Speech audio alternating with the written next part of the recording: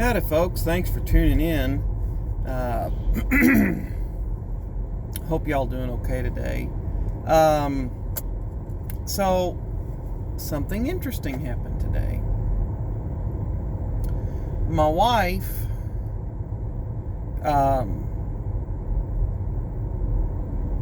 quit her job. The company, which I won't name, had been talking for a while. She's been at her job since March.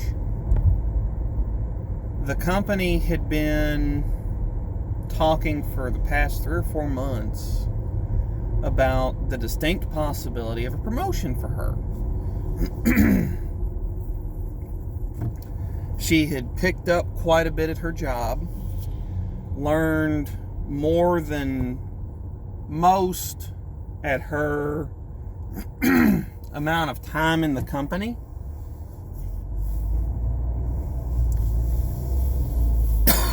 Pardon me, folks. I apologize. Woke up rather congested.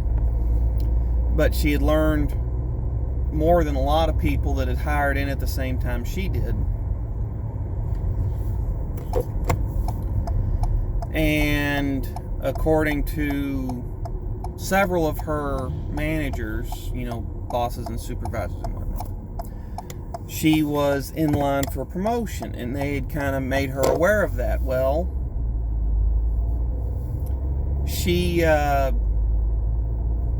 they had kept saying, oh, well, this is going to happen, that's going to happen, and none of the things ever did.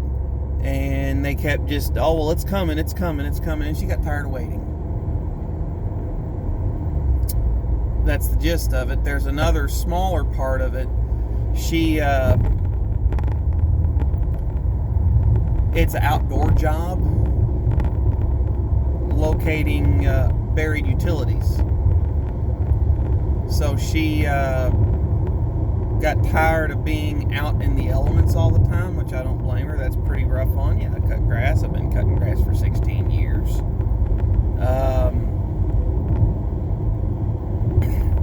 It's being inside in 95 degree heat versus being outside in 95 degree heat. And when I say inside in 95 degree heat, I mean in a factory with no AC when it's 95 degrees outside. Being outside is a lot rougher on you. So I get it. Plus, they're coming into the slower season, but winter is around the corner. So she's not too thrilled about that idea. She enjoys her job, but she took a job working in a big warehouse that's closer. She'll have to drive her own vehicle, but it is closer. The starting pay is better. Kind of a win-win in a couple different ways for her. It's closer to home. The shifts, whatever shift she ends up getting put on, she told him she could work night shift or day or morning shift. 7 to 3, 3 to 11, 11 to 7 kind of deal. If she took first or third, she would end up being able to spend more time with the kids. No overtime on the weekends, so their overtime days are through the week. You just stay over on your shift and get more done. So, her and I had talked about it, and she quit her job. Well, that means I'm not going to work today. And it's not because of what you think. Whatever you think. Her company that she is quitting provided a take-home vehicle for her to drive. So she had her little work truck, and that's got to go back to the company, and she's quitting today. Well, with her quitting today, they won't let her take the truck home, which we knew, and they won't take her home because it's a substantial drive from our house to the company. She works nearly her office building, which she doesn't have to go to every day. But the office building where she works is nearly as far away from the house as my job is away from the house. So she decidedly has a drive. No one's going to drive her all the way home. She had seen a couple people since she'd been there get fired. And whenever you get fired, they call an Uber. Pardon me, folks, hang on. They call an Uber for you since, they're taking back their truck. Well, they don't do that and so she thought you'd get an Uber. Well, they only do that if they fire you. They don't do that if you quit. So I'm heading to pick her up, bring her back home. The unfortunate downside of it is, due to how long of a drive it is, I won't have time to go up there, get her, drive her back home, and then go to work. And she said that she would just come pick me up, but anything can happen at my job. She could get up there at 5 o'clock and they want us to stay till 6 o'clock. She could be planning on getting up there at 5 o'clock and we could run out of a part, something could break, the production number got lowered, whatever, and we get off at 4 o'clock. And on top of that, she's not going to get to bed till 9 or 10 o'clock. So I just decided to burn a day.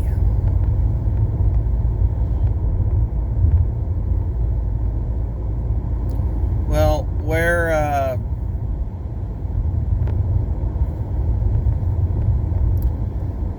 that brought me to what I wanted to talk about.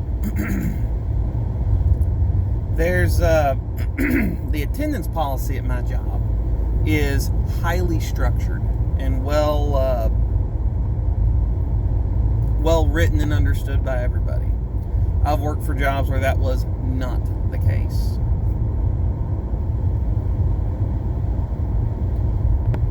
It's possible to get more days off a year than this, but just for basic, this happened or that come up or whatever, you really can't unless you get a supervisor to work with you, which I've done before. It's not as hard as it sounds, but let me think.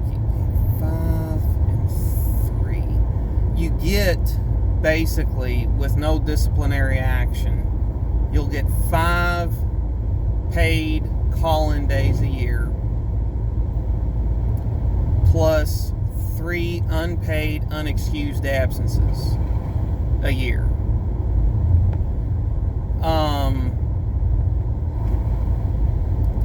That's the way it works at my company. Once you get beyond that, you start getting into disciplinary action such as time off. And those the 3 days that you can call in with no issue, they fall off after 12 months. So here's where this gets interesting.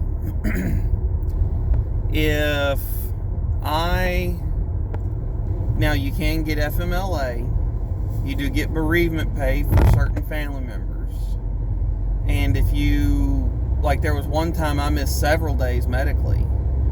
I went up to work, I was feeling lousy. I went to the medical department, told them what was going on. I had a very bad stomach bug and I was so bloated I couldn't stand up straight.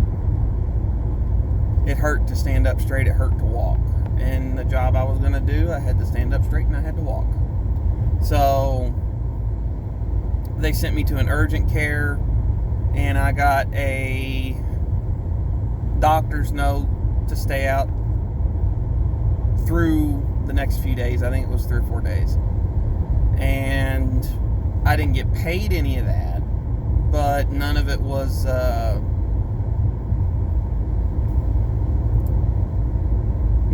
held against me. I just had to call in, and then when I went back in, I handed my doctor's note where I got sent out You can't bring in a doctor's note. Like if you're sick out of every orifice and snotting and running a 104, unless you're in the hospital, you got to show up. But you can go to the medical department. They'll send you on to the urgent care center, and then you can get a note that way. But you can't take a doctor's note. But the reason why I'm telling you all this is whatever the policy is where you work, whatever the circumstance and situation is at your job, when it comes to attendance, don't use all of it.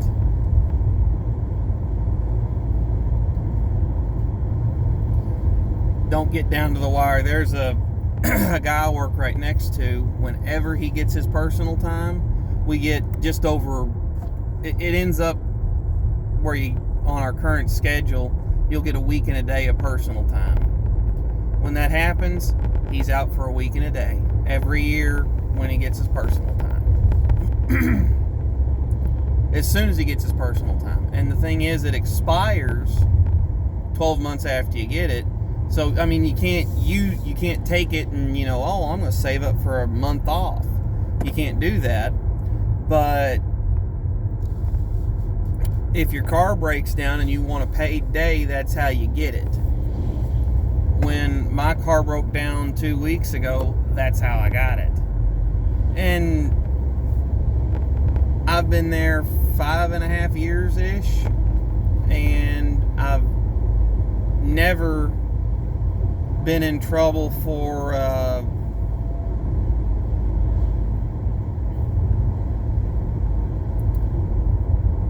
attendance issues. I've got a pretty monstrous commute, and I've never even missed on account of weather. I've missed for a lot of other reasons that are wild, some of them, but I've never missed because of weather. There's been 8 inches of snow on the road. I'm moving. I got 4-wheel drive. We'll get there.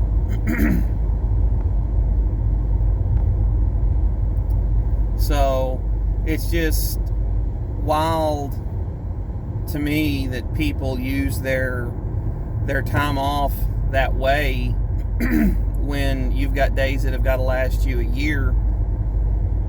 Now I've got several days left that I can take off and call in if necessary. I've got FMLA on my daughters, so like if I have to take, they've got a health problem, it's very manageable, but it requires semi-regular doctor visits, and I had to take them to the doctor's office 2 months ago, or no, about 2 months ago, yeah, would have been 2 months ago. And I have FMLA just for that. Take them to the doctor's office, use FMLA, it's unpaid, but I have it for when I need it. So, and I plan on keeping it as long as this goes on, because it's handy to have, that way I don't get in AWOL trouble. So anyway, that's kind of the gist of what I wanted to talk about, whatever the policy is where you work. And I've worked at some places where there was no policy. It was just, it was vaguely worded language. I've seen that. I've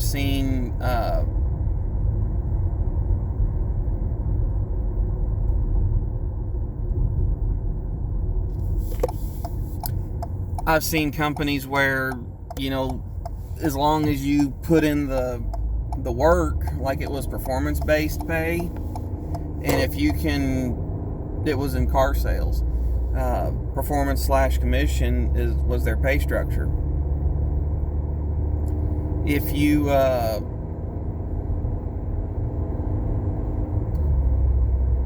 selling, a good number of cars a month, it didn't matter if you were there every hour the business was open, or if you chose to be there 3 or 4 days a week. So long as you were selling cars and helping out. Now, you ain't going to be taking Friday or Saturday off, I can tell you that. But if you needed a couple days off in the middle of the week, so long as you kept selling cars, that was the the way that kind of worked. And I don't even think I called in when I was in sales. I think I had to leave one time because I had a stomach bug. But it was coming up to my day off. And I'm just like, look, I got to get out of here. I'm feeling terrible. But don't end up where you're right against the line on attendance trouble. I actually used to work with a guy. He no longer works there for a multitude of reasons. He, at the time, under our old attendance policy, this guy had maxed out on his AWOLs, and at the time, under our old attendance policy, if you got into AWOL, once you got into AWOL trouble, you had to keep your nose clean for 18 months. So you get in AWOL trouble, and say it's the first one where you just get written up for it. Okay, no big deal. Well, guess what? You've got to have no attendance problems for 18 months before that resets under the old contract. And this guy had burned up all of his personal time, all of his, what I like to call free AWOLs, where you don't get written up, you don't get in trouble, but you don't get paid. And all of his disciplinary, in the last step before getting fired was 30 days. And he had gotten 30 days. And so this dude is getting ready to get fired. Unless he can make it into work every day that is scheduled for 18 months. And I thought he was insane. And he burned it like... It started where he'd burn his personal time, burn his AWOLs, and then something would happen, you know, I slept through my alarm, or, pick your reason why you don't come into work on a given day. And this guy's getting in trouble for it. And he ended up eventually working through his 18 months and getting to where he could call in, because another thing, once you get into that step of disciplinary, even if you have personal time, you can't use it to cover a day, so you have to schedule all your days off. You can't do what I'm doing, where on a whim, and it's not for foolish reasons, but, I'm calling in, and I gave him 4 hours notice, but I'm calling in today. So you couldn't do that once you had reached that step of disciplinary process. Well, this dude... couldn't call in for any reason, couldn't, even if he had the time to cover it. And I'm talking any reason, like if his car breaks down, sorry dude, you get in an accident that ain't even your fault, sorry dude. And this guy was on eggshells with the company for a year and a half when it came to his attendance. So I've been there 5.5 years. I've never even been written up for attendance. I don't think I've even maxed out my AWOLs on attendance. So that's just the tip for today, folks. Just don't end up walking the line on attendance at whatever job you have, whatever the policy is. If there's a more clear written policy, play it to your advantage, where if something comes up that you've got to take care of, that's not necessarily excusable,